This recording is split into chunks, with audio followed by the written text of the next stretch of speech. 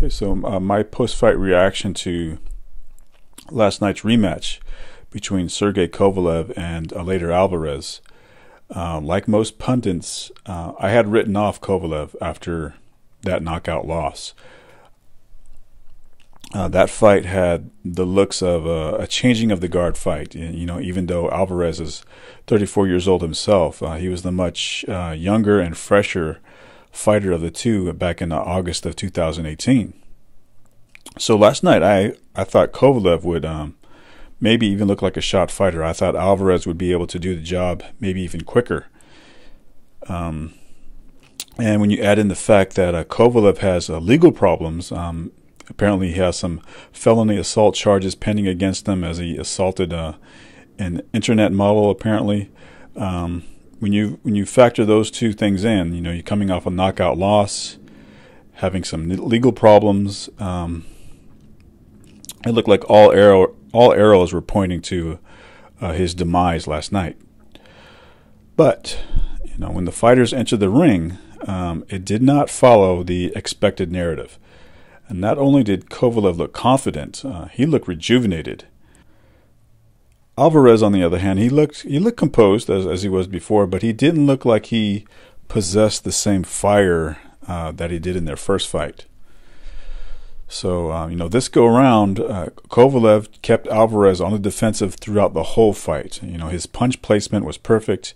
He kept throwing these short shots with a hard right hand mixed in. He would hook his right hand around the high guard of Alvarez, and he followed Buddy McGirt's instructions to a T. Buddy McGirt kept telling him to stay calm and to get Alvarez to bite on every feint.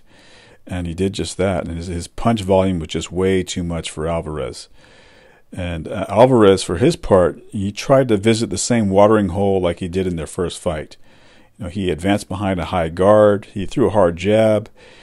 Caught Kovalev a couple times with the right hand, but had no effect whatsoever. He just could not match Kovalev's punch volume. And Andre Ward had commented that the hardest thing about fighting Kovalev was getting past his short shots. He has a high punch volume, and you'd mix in these hard shots. And Alvarez simply did not have the technical ability or the fire to get past Kovalev's punches. So last night we found out what makes Kovalev the best light heavyweight in the world is his ability to keep his opponents on the defensive, and his defense is underrated, man. He's good at blocking shots, and he uses his legs to get out of the way. The judging in this fight was really off. It was a unanimous decision for Kovalev, but two judges had it 116-112. That's 8 rounds to 4 for Kovalev. I don't see how you can give 4 rounds to Alvarez. I gave Alvarez 1 round, the third round, and even that was by a slim margin. So this was another case of boxing being the theater of the unexpected. You know, a lot of the experts thought this would be the nail in the coffin of Kovalev's career, but instead we got what was arguably his best career performance.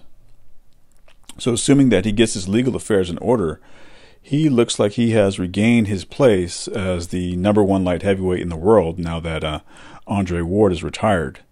You know, I don't think Alexander Vosdik has the physicality to deal with Kovalev, but that fight probably won't happen because they have the same manager. Beterbiev, he called out Artur Beterbiev after the fight. That looks like a possibility for him, and that would be competitive. But Beterbiev doesn't have the footwork or the foot speed to catch up to Kovalev with his punch volume. The only fighter I see being competitive with Kovalev is Dmitry Bivol. And that's, I would still put my money on Kovalev.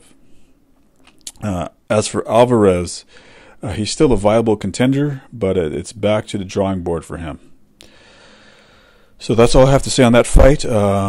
Be sure to hit the subscribe button below. Check out the links for my boxing books in the description box, and I'll see you in the next video.